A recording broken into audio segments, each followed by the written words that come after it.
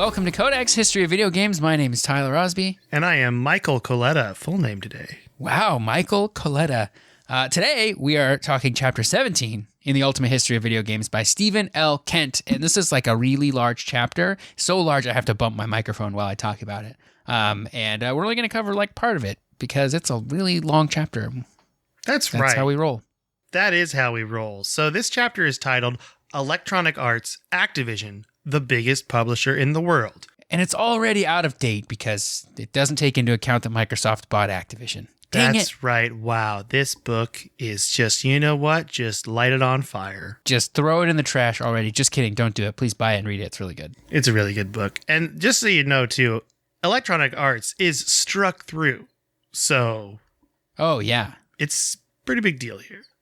The first section is titled Two Empires Are Born. And this talks about the beginnings of Activision and EA. Both companies had a goal. Quote, to see game designers treated fairly and given credit for their work. Did that happen in the end, Tyler? Huh? What do you think? I mean, technically, credits exist on all of their games that they make. Both companies, in fact. So, in a sense, yes. That's right. So, treated fairly is another thing entirely. But that's true. So we've actually briefly mentioned some of Activision's history when talking about the history of Atari, because that's how they all started. Mm-hmm. So 4 disgruntled game designers from Atari. Those designers were David Crane, Alan Miller, Bob Whitehead, and Larry Kaplan, all left Atari's poorly run consumer division. And they decided to start their own company with the music industry veteran, Jim Levy. Ah, like you do. Music industry vet. Like you always do. Activision actually started well, considering Atari's CEO, Ray Kassar. Did we figure out what to say? Is it Kassar? I don't think so. I don't know if we ever figured that out. Kassar? Ray Kassar? Kassar probably is it. Was trying to, quote, litigate them out of existence, is what the book says, which I love that phrase. Crane was considered one of, if not the best, Atari 2600 game designers, while Whitehead was said to have known things about the 2600 that no one else did. Ooh, he knew the 2600 secrets? You could say and there are 2600 of them. That's exactly right. Oh, that's why it's called the Atari 2600. That's a free secret for you. Oh, that's secret one of 2600 right there. Yep. So what broke the litigation, actually, was Activision's agreement to actually pay Atari royalties on all of their 2600 games. And you'd be like, well, that's a big deal. But really, they had a bunch of hits. They had Stampede, River Raid, Kaboom, and most notably, Pitfall. I love Pitfall. Yeah. And Activision went on to be the fastest growing company since Atari. And they made $160 million in 2 years. So not too bad, even with those royalties. Yeah, not bad at all. So that's Activision. But EA started with one man. A man named... One man, one company, Trip Hawkins. So we've talked about Trip Hawkins quite a bit because if you recall, we talked about him with the 3DO, but he actually graduated from Stanford with an MBA in game theory, which the book points out has nothing to do with video games, unfortunately. Sweet.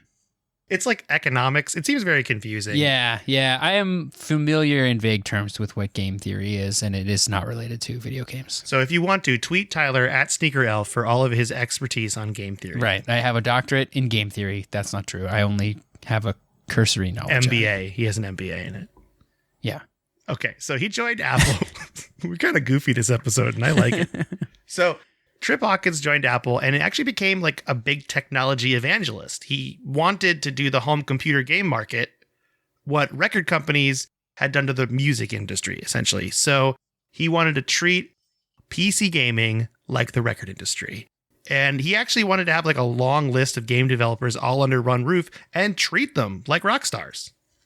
Oh, that makes sense. Like if you're looking at movies and you're like, you got actors and directors and like those sell movies, right? And you got music where you've got the musicians and the people that work on all that stuff, like they sort of sell it, right? You say like, this is the latest album from so-and-so, and like that means something. And so what he wanted to do was do that, but for games, because Atari didn't give credit to any of their designers, but he wanted to give credit to all the designers. That way he could say, oh, the latest game from, the makers of whatever game that everybody loves right now, right? Like the director or programmer or whatever. You could say he wanted to find his Hideo Kojima, if you will. Yeah, exactly. But and he also wanted to change like how things were packaged too, because computer games before this time came in like flimsy plastic bags. And he was all about making album style cases. Like box art, like really good. Yeah, real good. Artistic, yeah. Steel cases before steel cases. Yeah. And instead of doing small ads and word of mouth, he wanted to make huge magazine spreads. He wanted to bring gaming to the forefront of society and culture, essentially, which, I mean, we can all argue is there now. Yeah, I think so. I think he was instrumental in doing that. But back in the 80s, it wasn't there, you know? Yeah. So he had a vision. He did have a vision. Do you think he had a vision board? Probably not yet. That's kind of too soon for a vision board, I think. Yeah, I think that's more of a recent development. Trip Hawkins' mindset was best summed up with this quote from Kent saying, quote, "Act like a company that matters," Hawkins reasoned, and the best designers would come to him. And it turns out Trip was very correct in that sentiment. Like, he did have really good designers come to him. Nice. The first ad published by Activision actually had all of their designers wearing matching black shirts and looking very artsy. This is the 80s, by the way. Very artsy. And the ad talked about how EA was the future of computer games. And I think one thing that's important to note about this whole Activision and EA relationship, since we're going to be talking about them a lot this episode, is they are dealing in completely different markets. Activision is console and arcade based, while EA is entirely PC gaming at this point. Oh, I didn't realize that. Yeah, EA wouldn't even start to work in consoles until the technology became more powerful. Now, we're not talking about a long time from now. We're talking Sega Genesis. Pretty soon, yeah. But for the 80s, they were very much PC only. Back before they only called them home computers, not even PCs. You know? Microcomputers. Yeah, when did PC become the term? I mean, IBM made the personal computer. That was like a brand name of a thing that they made that was that like maybe was like the first popular personal computer or home computer. And so other companies would start to make computers that they called PC compatible, and that would run the same software as the IBM personal computer. And so over time, PC compatibles sort of became the norm, and then they're just PCs now, just personal computers. And I think I bet IBM lost the trademark if they ever had the trademark to the term personal computer. So PC was kind of like Kleenex in a way for a while. Yeah, exactly. And that's why Mac is like sort of, people say Macs and PCs as if they're separate, as if the Mac is not also a personal computer, right? That's because that was a distinction. Like a personal computer meant something more specific, like in the 80s and 90s than it does now. So there you go. A little history lesson in your history lesson. Geez, you're not only an expert on game theory, but also PC history. I know more about PC history than I do game theory, that's for sure. Oh, you're being modest. Okay, so things are going great for both of these companies until... No, actually, well, this is for Activision. We're not talking about EA yet, because EA was founded in 1983. But 1982 was pretty good until the great arcade crash that we've spoken about a lot. And then there was a console crash a year later in 1983. Unfortunately for Activision, they went public on June 9th, 1983, and their stock started it started at $12, and by a couple months it was worth nothing. Dang, that would have been a time. Cash in, or not cash in, pick up some EA stock. You'd probably be doing okay now. Well, this is Activision stock. Sorry, Activision stock. Sorry, my bad. Yeah, EA, however, I should mention, is doing great because... Also buy some EA stock. Then. Yeah, you're not wrong, actually. Financial advice. So, because right now, this is 1983. We got the Apple II. Commodore just came out with the C64. They are having a great time, and home computers are popular, so therefore home computer games are popular. Meanwhile, at Activision, a lot of people are actually leaving right now. Larry Kaplan went back to Atari in 1983. Founders Miller and Whitehead left to found another company called Accolade. David Crane left Activision later in 1986, but then he went on to make some pretty good games. This includes the NES game A Boy and His Blob that I've never played. Classic. Me neither, but I know it's a classic. Classic. So the PC market also has another great point that Kent talks about, and that is that while before EA, we had computer game publishers like Sierra, Infocom, was it Broderbund? Yeah, Broderbund, I think. Broderbund, Microprose, but none of them lasted like EA. They're all gone, and this is because they didn't have the publishing strategy that EA had. They were all developers only. you know, whereas EA is just picking and grabbing developers and publishing games. So EA soon found themselves on top of the computer market, and in 1984, they had $18 million in sales, which doesn't seem like a lot compared to console, but for PC, that's pretty good. Yeah. Activision sold $60 million in the market at this time, even though they were in decline. But that was still pretty impressive for home computing, $18 million. That's pretty good. Yeah. EA had 5 titles they launched with. The first is called Archon, The Light and the Dark, which is like a strategy battle chess style game. Ooh, that sounds fun. Yeah. The second game is called Hard Hat Mac, which is a maze chase style game. And I've never played Hard Hat Mac, but I love that title. Yeah, it's a good name. Axis Assassin is essentially just Tempest. It's computer Tempest, pretty Love much. This game's pretty interesting, this next one. Mule, but that's an acronym, M-U-L-E, and it stood for Multiple Use Labor Element. And this was a supply and demand economics game for up to 4 players. Whoa, weird. Yeah, this game looks super interesting. I'm not going to get into it because I've added it. I need to add it to the list because this seems very different for the time.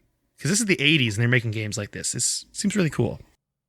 The final game is called Worms? Question mark? There is a question mark in it. And it's important to note that it's not Worms like you and I know. Oh, okay.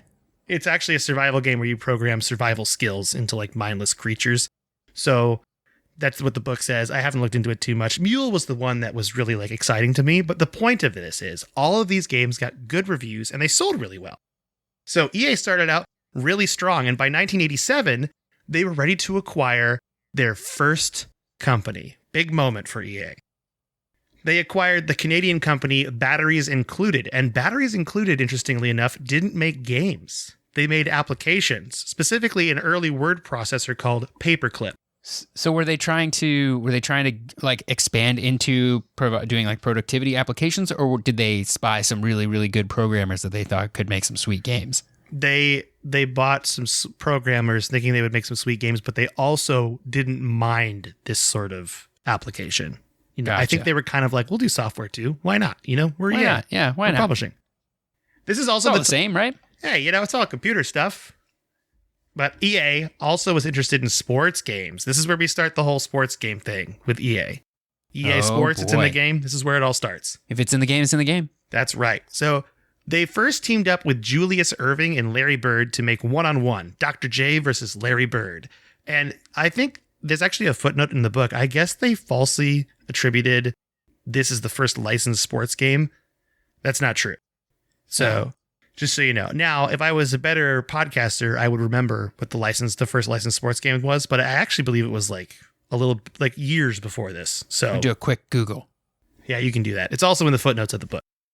But later they tried other sports games like Richard Petty's Talladega in 1985 and Earl Weaver Baseball in 1987. Now, Earl Weaver Baseball is very important because Earl Weaver is a Hall of Fame manager, not a player. And EA did this intentionally so the players knew that they were controlling the entire team. And this would become very important a year later with another little sports franchise called John Madden Football. Ooh. Okay, Wikipedia says it is Dr. J and Larry Bird Go One-on-One, which was the first licensed sports game based on the names and likenesses of famous athletes. So there was probably like an official NBA game or something earlier than that didn't have any like actual players in it, maybe. Maybe, yeah. I don't know. The book had a footnote in there. I kind of wish I would have written that footnote down. I just thought it was such an interesting fact that it was a correction from the first book. So, all right. The launch of the Sega Genesis in 1989 is what prompted EA to venture into console gaming. They actually started with the ports of their PC games, but eventually went on to make new games that you and I love and know, like Madden or NBA Live, NHL Hockey, PGA Golf, FIFA. Those all started at this time. Also a game called Desert Strike and a Road Rage, which I've actually heard of. NHL hockey was really popular, like 94 and 95. I think people really point to those games as like their favorite sports games. Yeah, those were really good. My favorite sports games when I was a kid was Blades of Steel from the NES, which was a hockey game, and it was very fun, and the fights were very silly. So that's what made it really great. 1991 sees a very important moment for EA, though. There's actually 2 very important moments. The first is this is the founding of their first satellite office. After they purchased the Canadian company Distinctive Software, co-founded by a 17-year-old named Don Matrick, who we've talked about before. Yes, we have. They became EA Vancouver and went on to create some big-name sports games that you and I know of, like FIFA or your personal favorite, Tyler, SSX. Oh, They also made Fight Night and EA Sports UFC. Those obviously came way later, but this is the first satellite office because EA has a lot of satellite offices. Yeah. 1991 is also an important year because this is when Trip Hawkins leaves EA to start 3DO. Mistake? Man's a serial entrepreneur. Maybe mistake, but Yeah. I think it was good. It was an important try for the industry. Mm-hmm. The 3DO, I feel like, is still relevant. It's important to see because this is the first time they did the weird other people are manufacturing our console, etc. Yeah, it's important from a history standpoint. It's a lesson sort of in what not to do, I suppose. Exactly. And Hawkins is replaced by Larry Probst. Larry Probst was the senior vice president of publishing at EA, and while Hawkins was the visionary behind EA, Probst, according to Kent, was the, quote, builder of empires. The Walter White Yes. of legal video game manufacturing. Larry Probst is the one who knocks, for sure. So, the move from Hawkins to Probst was also important because this is where EA fully abandons the whole idea of we're supporting game designers and becomes full-on bottom-line business time. You know what I mean? Yeah. And this was bad for game designers, but good for the EA brand. Sure, they had some duds, but most of the games made by EA established a reputation of quality, so EA games were considered good games. And with a business-first mindset and empire building in mind, we now have more acquisitions. Everyone's favorite thing, especially right now. Mm-hmm. EA purchased Origin Systems in 1992. Both EA and Origin started in 1983, but Origin, you might know already, was the brainchild of Richard Garriott, creator of the Ultima RPGs. And they also were famous for Wing Commander at this time in 1992. Very cool. That's a game I never played that I know is me really neither. good. Wing Commander or Ultima, really, but I never played them. If you played Someday. Ultima or Wing Commander, you should send us an email at codexhistorypodcast@gmail.com. Okay. I know some people who played like Ultima Online. That was like a really big formative MMO for some people I know.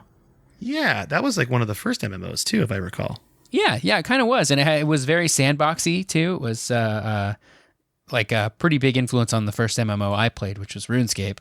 Way back in the day. You and I have the same first MMO, and I love it. Yeah, and we played like way back. Like we had already up and quit before people came in and made the old version that is the good version now. Like that's too new for me still.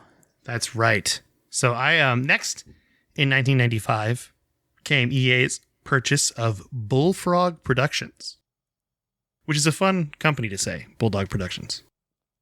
And Bulldog Productions. Oh, Bullfrog. Sorry. Bullfrog Productions. And Bullfrog was a British company started by famous game designer Peter Molyneux. Oh, we know him. We've also talked about Peter Molyneux on this podcast. Known for their popular computer games at the time, Populous, Syndicate, Theme Park, and Dungeon Keeper. There is so much growth at EA during this time in the mid to late 90s. Mm-hmm. I'm just going to throw out a list of other studios EA bought. So here we go. 1997, they bought Maxis, Will Wright. Rest in peace. SimCity. Big pickup. Tiburon Entertainment, producers of Madden. Rest in peace. I don't think any of these companies exist still. Probably not. Westwood Studios, makers of Command and Conquer. And this is important because Kent points out this is when RTSs and FPSs, real-time strategy and first-person shooters, are about the same in popularity. Also, if you listen to our Steve and Kent episode, Command and Conquer is one of his favorite games. Mm-hmm. DRO Soft in Spain, Kingsoft in Germany, and a Swiss-owned company called ABC Software. So they are branching out across the world. EA is going international right now. Just picking up studios all over the place. One of the biggest partnerships they had was with Squaresoft in Japan at this time as well. And EA's net revenue grew so much in the mid to late 90s. And here's a quote from the book about this growth. Here we go. Quote, Electronic Arts net revenue rose every year, $521 million in 1995, $587 million in 1996, $673 million in 1997, $908 million in 1998, and in 1999, EA broke $1.2 billion in revenue. Wow, what a time to be at EA. That would have been fun. Yeah, and I mean, this is the late 90s, so this is when $1 billion is a big deal.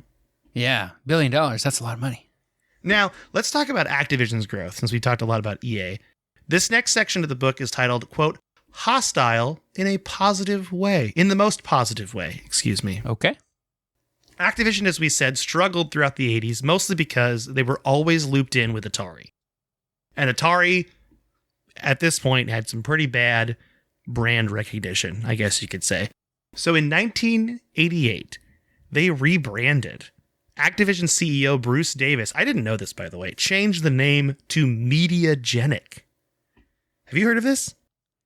I vaguely remember this, probably because I read this chapter in the book like a couple of months ago. So yeah, this sounds familiar to me, but I think it was because of this book. Okay, because Mediagenic focused on business applications. You know how you asked me before if EA was like planning on doing business applications? I was like holding back because I was like, well, Activision did. It's really weird. So Mediagenic focused on business applications while Activision still existed for games. So they had these two kind of separate entities, but Mediagenic was the big forefront, whereas Activision still publishing games, not a big deal.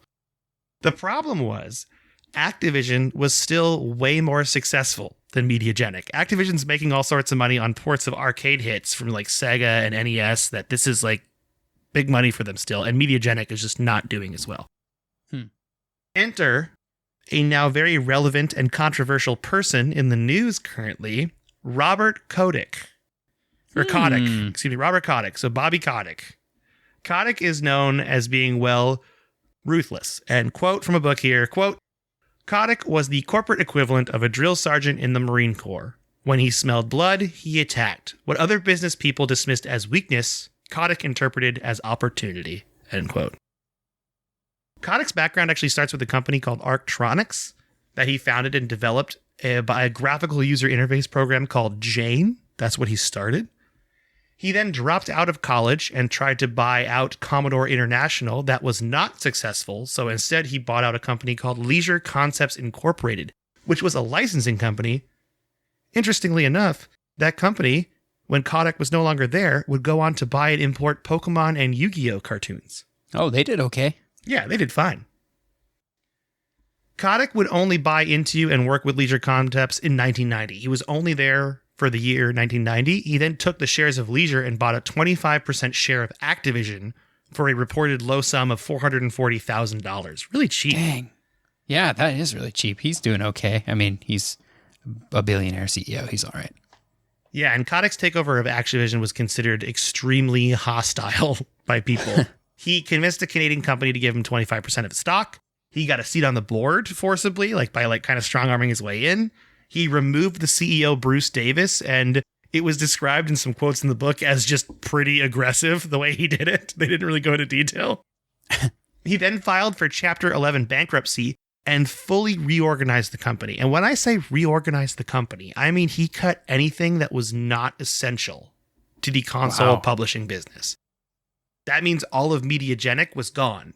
He sold off stock to cover the past debts, and as soon as he had enough money, he opened new streamlined studios and just started putting out all multi-platform titles. That's very important. So we have Pitfall, the Mayan Adventure. That was a new game that was released on, here we go, Super Nintendo, Genesis, Sega CD, Sega 32X, Atari Jaguar, and Game Boy. And this was meant to revive the Pitfall franchise, but because it's on all these systems, it's making lots of money. You know what I mean? Yep. Just raking it in. And while he's putting out these multi-platform titles, he's also purchasing other studios. And between 1997 and 2003, he bought studios. And instead of creating like Activision South, like EA did, he let them keep their name, keep their offices. So Bobby Kotick studied EA. He actually emulated it through Activision. And when I say studied EA, I mean he actually has been quoted as saying, I was looking at what EA was doing and I copied their business model. Yeah, it's smart to let those companies keep their brand as well. I think if they have goodwill, if those brands mean something, because like EA just sort of changed into other EA studios, and so they lost all the goodwill that they would have with those specific brands. It just feels like it's all part of one mega conglomerate instead of like boutique, bespoke, artisanal game companies. Exactly. That's true. And that's really what helped out Activision at this time, too. But to me, the weirdest part about Bobby Kotick and Activision is he is not a gamer, like at all. Never has been. He said the last game he played was Defender as a teenager. He's just a business guy. And I mean, business-wise, Activision turned around. They do okay. Yeah, business-wise, they're doing all right. And the investors were super happy at this time.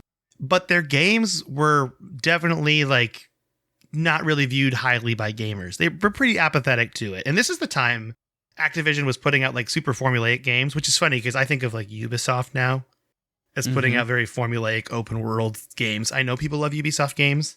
I'm not poo-pooing them, but I'm just, when I think formulaic games, I think Assassin's Creed, or yeah, they're all very Far similar. Cry. Yeah. So, but this is the time where mech games were super big, and this includes their Mech Warrior franchise. I didn't realize that the mid-90s, I actually realized, I forgot the mid-90s, it was Mech Fever. Do you remember Mech Fever? Everyone was doing mech stuff. And I kind of want to talk about this. Mech Warrior 2 back in the day. Well, you were supporting Activision, which is not, I mean... it's fine, I guess. As a young child, I mean, I want to know what happened to mech games, kind of. Yeah. That's where I'm at right now. Still some stuff like BattleTech. That's like a relatively recent game, right? Yeah. I mean, it's there's that. I mean, I think about the original Xbox controller that was like the mech controller, and you would play Mech Warrior. The Steel Battalion controller. It's so cool. Yeah, that's cool. Also, Activision kind of branched off into PC games in 1995. They had Paparazzi Tales of Tinseltown, which was one of those weird live-action CD-ROM games, and you would like take pictures of celebs for money.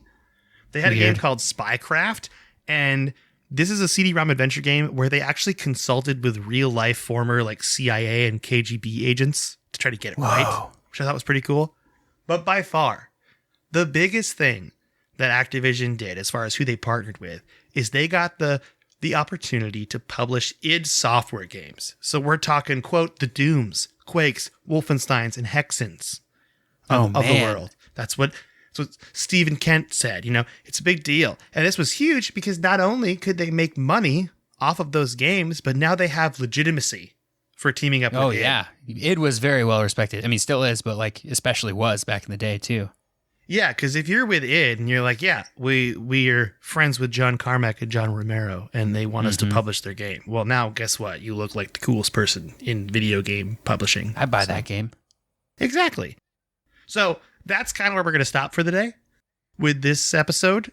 Next episode, we're actually going to get into like something I'm really excited about, though, which is Call of Duty versus Medal of Honor.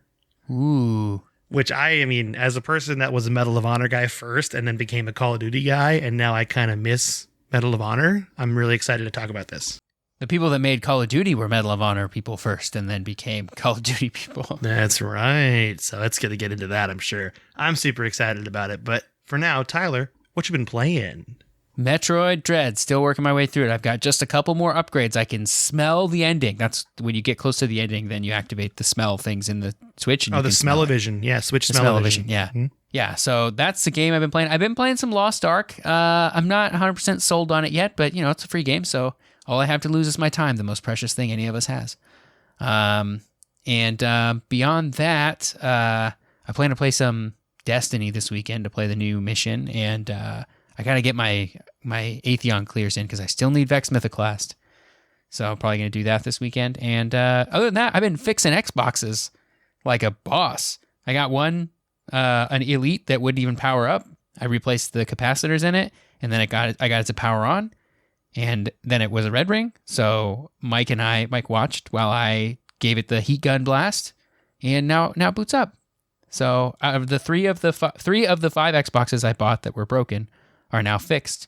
Two of them are still yet to be fixed, but I am confident in my abilities now. It's pretty cool. You replaced all the caps. You reflowed the board. It's good. Yep. It's a good feeling to watch them turn back on. Yeah, it was pretty cool to watch it just come back to life. That was very cool. It's like you're Frankenstein's monster and you're Dr. Frankenstein, but you have like 5 monsters you got for $80 on eBay.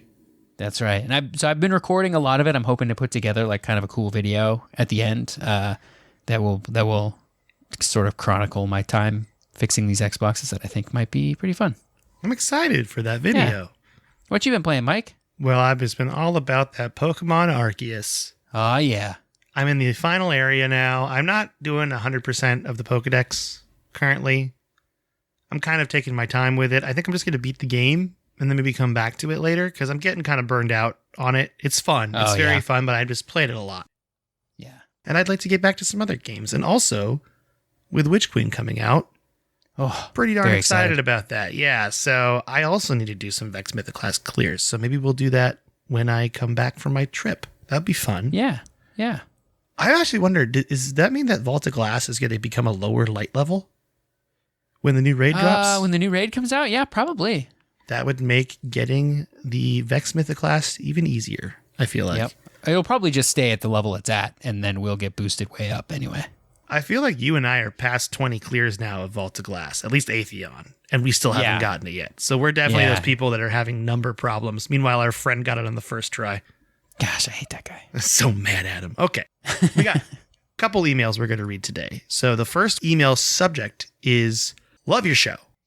Greetings, Mike and Tyler. I have listened to your show while traveling to and from work, and it's made the time fly. A while ago, I remember in an episode you talked about Boktai, the game with a built-in solar chip. This was used to charge your weapon and defeat vampires for Game Boy Advanced. I had this game, and to this day, I find it one of the most challenging game experiences to date. If it was raining or a week with storms, you had to wait for the sun to peek out and charge your weapons to fight a vampire. If the sun didn't show, you had to wait until the next day. I remember sitting on the porch during rainstorms trying to catch enough rays to toast a vampire. It was good times. I miss games with unique controls or out-of-the-box features like the solar sensor. What are some of your favorite games that had unique controls or features that you feel didn't get the love they deserved? Spider butts for days. Go Palm. Games that had unique controls or features. I always felt like the control scheme for the Katamari Damacy games was pretty unique. It was like a sort of strange dual stick control that was reminiscent of like when you have like you're in a go-kart that has like forward and backwards on the sides and not like an actual steering wheel, you know? Do you know what? Yeah, I like that game. I watched a friend play that game. I thought it was really cool. I need to actually play that though. I've heard it's really fun. Strange game. The only thing I could think of reading this entire thing, and I never played the game, is it the Donkey Kong game with the bongo drums? Oh yeah, Donkey Konga. Yeah, I never played that. And that's a game where I was like kind of afraid to get it, thinking my friends would like made fun of me, and now I'm like, I should have got that game. It looks so cool. Yeah. Donkey Konga, that's a great name as well.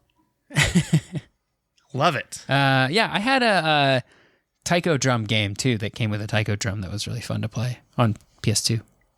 Oh, nice. Yeah. I mean, I guess I haven't really played a lot of I talked about the Gran Turismo wheel last episode, but that really isn't weird. That's just a different controller scheme. But features like the solar sensor, that's a really cool thing that I do agree with you, GoPom, that we need to have more games like this. More silly gimmicks, you know. The Wii was a gimmick and it worked out wonderfully. Yeah, the Wii U was a gimmick and that did not work out wonderfully. But it's now considered like underrated, right? Right, but yeah, we can all admit now how great it was. I would have told you at the time it was great. I loved my Wii U. Oh yeah. Had a lot of fun with it. I wish I got a Wii U now. Well, do you want to read Mo's email? Yeah, we got one from Mo here. He says, "Hey dudes, it's Mo. I loved the Flash Games episode. I was drenched in nostalgia while listening. Growing up, I watched a lot of Homestar Runner videos, but they also had a lot of simple Flash games as well. Over time, some of their Flash games became more complex. I remember really enjoying a Trogdor-themed Flash adventure game from the Homestar team called Peasant's Quest. I was used to Flash games being very simple and repetitive without much depth, but Peasant's Quest demonstrated that Flash could be used to make more developed games as well. In college, I studied graphic and web design, and we spent a lot of time learning how to develop websites with Flash since it was still somewhat relevant my sophomore year. Unfortunately, by the time I graduated, Flash was almost entirely out of use. RIP. Some in my graduating class even used Flash to create their portfolio sites to try to get jobs, which is unfortunate and even embarrassing since Flash had clearly been demoted to outdated status by that time. Flash was a pretty cool technology, but the loading times and security issues definitely became a big problem. Question for you guys. Has there ever been a game that put you over the edge in deciding to buy a console?" I'll throw it to you first, Mike. It wasn't to buy a console because I was a kid, but the console I asked for Christmas was very definitively a Nintendo 64 because of Mario 64 and Mario Kart. As a kid, loved me some of that Italian plumber, big fan. Yep. Gotta love it. And then for buying a console, I again bought Xboxes because, well, actually, I bought an original Xbox because of two games, because of Halo, obviously, but also Elder Scrolls 3 Morrowind. I really wanted that, and Xbox had it. All right. For me, buying a GameCube, when we saw the ad at Target, I think GameCubes maybe had dropped to $100. It might have been $150 at the time. They packed in the Zelda promotional disc, which came with Zelda 1 and 2 for the NES, and Ocarina of Time and Majora's Mask for the N64, and they all ran on the GameCube. And that promotional disc is like kind of valuable today, and I still have it. So it wasn't to play GameCube games, it was to play NES and Nintendo 64 games that I already had. But it was like I could buy this console, my brother and I could buy the console, and not have to buy a game right away. And that was pretty cool. We thought that was pretty neat. So that's the only time that I ever saw a game and was like, yes, I need to buy a console for this. Otherwise, I've just it's usually been like a few games where I go, okay, there's like a hit a critical mass of like, okay, it's time to get this, You're just sitting on a gold mine, you know what I mean? With this disc that's valuable now. Yep, it came for free packed in, and now it's worth like $50 or $60. So, Nice. Collector over here. Real collector. That's right. Yeah. Mo has a little bit more to his email. I've been waiting for Switch prices to drop for years now, but they have retained their value remarkably well. Even first-gen used Switches on eBay are selling for only $20 or $30 less than retail price.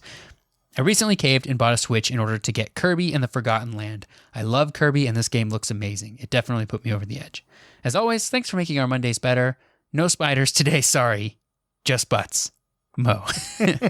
They're all out. All out of spider butts. Just regular butts today. That's funny. I want to check out Kirby and the Forgotten Land. That's a good recommendation. I'm going to look into that as mine. Because I wanted to get Metroid Dread, but honestly, the way you've described the Emmy encounters. I hate the Emmy encounters. Gives me anxiety. That's really what it is. It's anxiety simulator, but it's worth it. I mean, the game is still overall like a positive experience, and I still am enjoying it, and it's never going to go down in price, so. That is true. It'll always be. It's a Nintendo game, so they just never, maybe it'll go on sale for $5 off someday.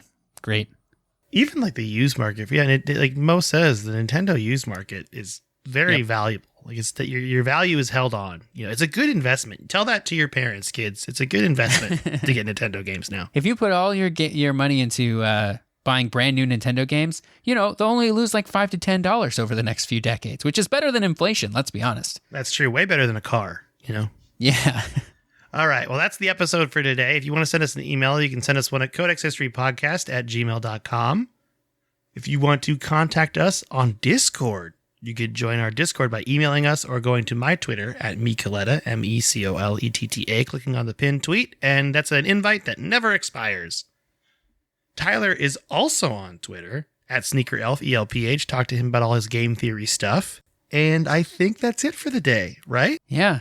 I just realized we gave a lot of financial advice this episode. Go back in time and buy EA and Activision stock in the 80s and invest all your money in brand new Nintendo games. That's right. Solid financial advice. Solid financial advice from, what is this, Wall Street bets? Get out of here. This is crazy. All right, what do you want to say bye to everybody, Tyler? Sure. Goodbye, everybody.